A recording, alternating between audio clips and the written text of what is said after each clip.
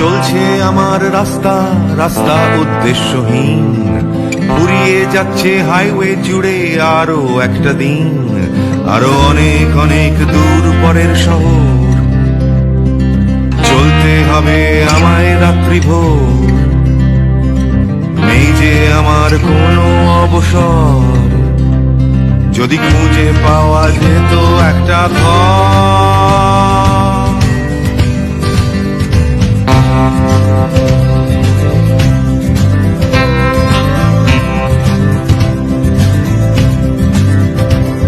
আমি বেরিয়ে পড়েছিলাম ফেলে হাজার পিছু টান, ছিল না গন্তব্য শুধু ছিল অনেক দান।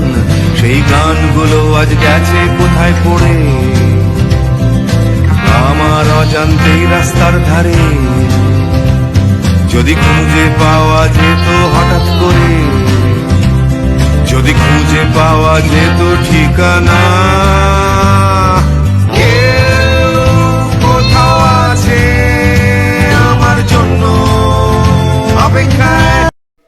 আসসালামু আলাইকুম দর্শক, কেমন আছেন সবাই? আশা করি নিশ্চয়ই সকলে ভালো আছেন। এই মুহূর্তে আমরা চলে এসেছি মদিনা শহরের একটি কোণার প্রান্তরে আর বিশেষ জায়গায়। আর এই বিশেষ জায়গাটি হচ্ছে একটি খেজুর বাগান। কেন আজকে খেজুর বাগানে এসেছি সেগুলো আজকে আমি আপনাদের মাঝে তুলে ধরার চেষ্টা করব। কারণটি হচ্ছে এই খেজুর বাগানের সাথে জড়িয়ে আছে প্রিয় নবী মুহাম্মদ রাসূলুল্লাহ সাল্লাল্লাহু আলাইহি সাল্লামের স্মৃতি বিজড়িত ঘটনা। এক সময় রাসূল সাল্লাল্লাহু আলাইহি সাল্লাম সাহাবা ইকরামদেরকে নিয়ে এই খেজুর বাগানের একটি নির্দিষ্ট প্রান্তে তিনি অবস্থান করেন এবং এখানে অতিবাহিত করেন দিনটি।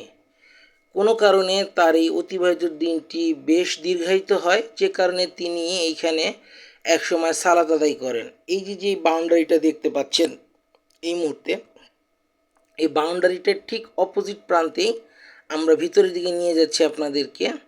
দেখতে পাচ্ছেন যে দেয়ালটা, এটা সেই সময়কার প্রাচীন দেয়াল। এখনও যেই রকম অবস্থায় যতটুক অংশবিশেষ আছে সেটাকে সংরক্ষণ করে রাখা হয়েছে।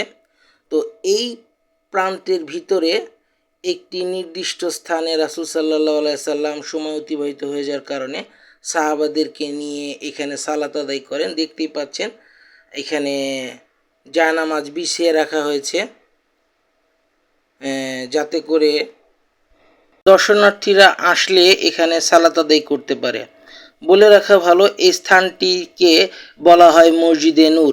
যেহেতু রাসূল সাল্লাল্লাহু আলাইহি সাল্লাম এইখানে দিনটি অতিবাহিত হয়ে যাওয়ার কারণে তিনি সাহাবাদেরকে নিয়ে এখানে এক ওয়াক্ত বা কয়েক ওয়াক্ত নামাজ তিনি আদায় করেন এবং রাতের দিকে তিনি এই স্থান ত্যাগ করার সময় সাহাবাদেরকে নির্দেশ দেন যে খেজুরের পাতা দ্বারা তৈরি মশাল করার জন্য, এবং সেই নির্দেশেই মশাল তৈরি হয় খেজুরের পাতা দিয়ে এবং তিনি এই স্থান ত্যাগ করেন।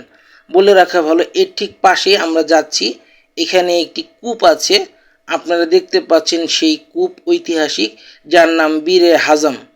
এই বীরে হাজম কূপটির ব্যাপারে বলা চলে যে রাসূল সাল্লাল্লাহু আলাইহি সাল্লাম এই কূপের পানি ব্যবহার করতেন, এই পানি তিনি পান করেছেন, অজু করেছেন এবং সাহাবা ইকরামদেরকেও এই পানি পান করিয়েছেন। বলে রাখা ভালো, এই পানি রাসূল সাল্লাল্লাহু আলাইহি সাল্লাম তার মেয়ে ফাতেমা রাদিয়াল্লাহু আনহা তাআলা এবং তার স্বামী চতুর্থ খলিফা এবং রাসূল সাল্লাল্লাহু আলাইহি সাল্লামের চাচাতো ভাই আলী রাদিয়াল্লাহু তাআলাকে এই পানি পান করিয়েছেন এই কূপের।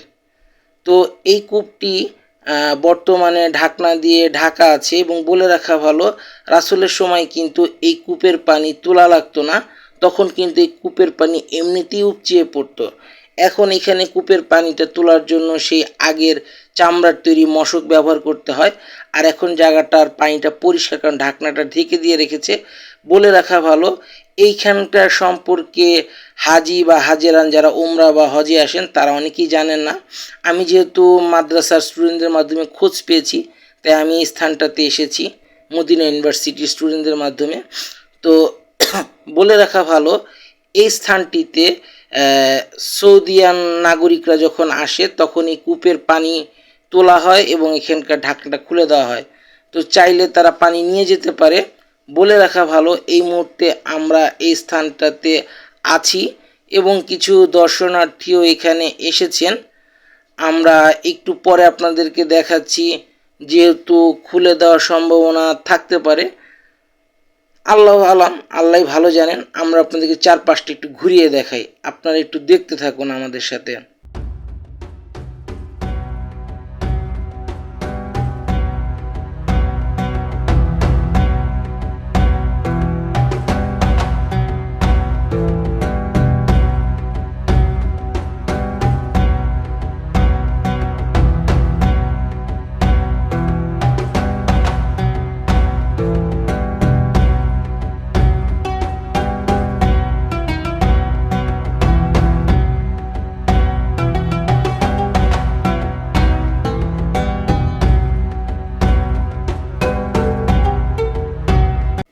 তো দর্শক, আমরা দেখতে পাচ্ছি দর্শনার্থীরা যেহেতু এটা ঘুরে দেখতে এসেছে, সেই ক্ষেত্রে তালাটি খুলে দেওয়া হচ্ছে এবং এখান থেকে এই মশকের মাধ্যমে পানি তোলা হবে এবং চাইলে আপনারা এখান থেকে পানি নিতে পারেন। আমার এখান থেকে পানি নেওয়ার ইচ্ছে নেই, সেই ক্ষেত্রে আমি পানিটা নিচ্ছি না, কিন্তু এই পানিটা পরিষ্কার পরিচ্ছন্ন, আপনারা চাইলে খেতে পারেন। এবং এখানে যারা দর্শনার্থীরা আসেন তারা কিন্তু এই কূপ থেকে পানিটা তোলেন এবং তারা বিভিন্ন বোতলে ভরে নিয়ে যান। অনেকেই এই পানিটাকে মনে করে যে এই পানিটা খেলে তাদের বিভিন্ন ধরনের রোগ ব্যাধি বা বিভিন্ন জিনিস তারা শেফা লাভ করবে, সেই উসিলাতে তারা এই পানিটা নেন। এখন ইসলামের দৃষ্টিকোণে এটা কতটুক জায়েজ বা সে সম্পর্কে আমি ভালো বলতে পারবো না, আলেম ওলামারাই ভালো বলতে পারবেন। সেই ক্ষেত্রে সেই ব্যাপারে আমি কোনো মন্তব্য করতে চাচ্ছি না। তো আমরা দেখতে পাচ্ছিলাম যে মানুষজন পানিটা নিয়েছেন এবং এখন এই মুহূর্তে আবার তালা মারে দেওয়া হয়েছে। তো এই সেই স্থান, আপনারা একটু দেখতে থাকুন।